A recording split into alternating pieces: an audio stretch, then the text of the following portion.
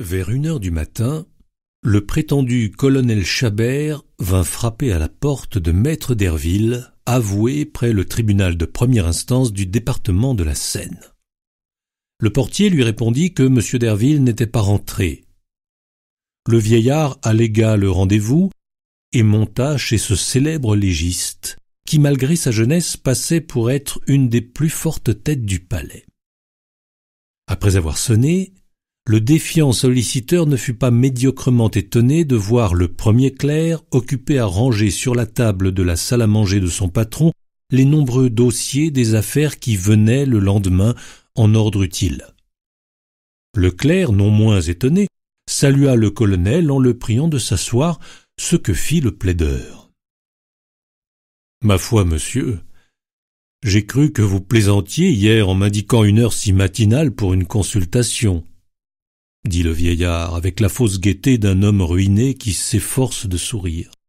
« Les clercs plaisantaient et disaient vrai tout ensemble, » reprit le principal en continuant son travail. « M. Derville a choisi cette heure pour examiner ses causes, en résumer les moyens, en ordonner la conduite, en disposer les défenses. Sa prodigieuse intelligence est plus libre en ce moment, le seul où il obtienne le silence et la tranquillité nécessaires à la conception des bonnes idées. Vous êtes, depuis qu'il est avoué, le 3e exemple d'une consultation donnée à cette heure nocturne. Après être rentré, le patron discutera chaque affaire, lira tout, passera peut-être 4 ou 5 heures à sa besogne, puis il me sonnera et m'expliquera ses intentions. Le matin, de 10h à 2h, il écoute ses clients, puis il emploie le reste de la journée à ses rendez-vous.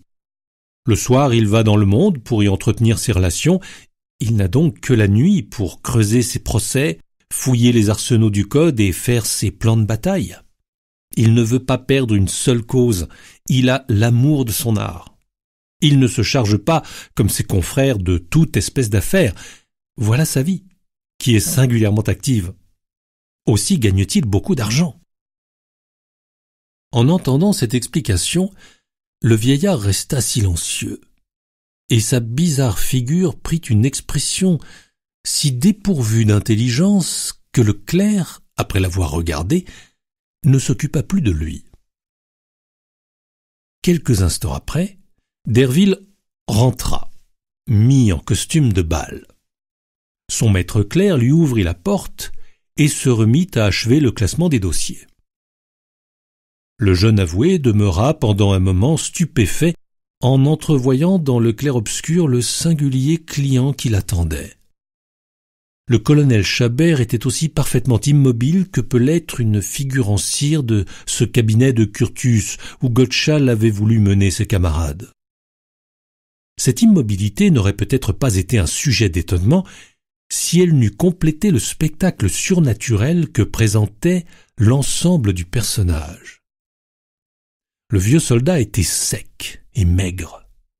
Son front, volontairement caché sous les cheveux de sa perruque lisse, lui donnait quelque chose de mystérieux.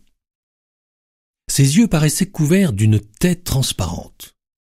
Vous eussiez dit de la nacre sale dont les reflets bleuâtres chatoyaient à la lueur des bougies.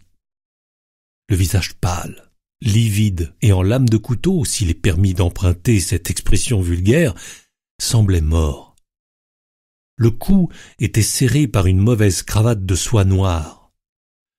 L'ombre cachait si bien le corps à partir de la ligne brune que décrivait ce haillon qu'un homme d'imagination aurait pu prendre cette vieille tête pour quelque silhouette due au hasard ou pour un portrait de Rembrandt, sans cadre.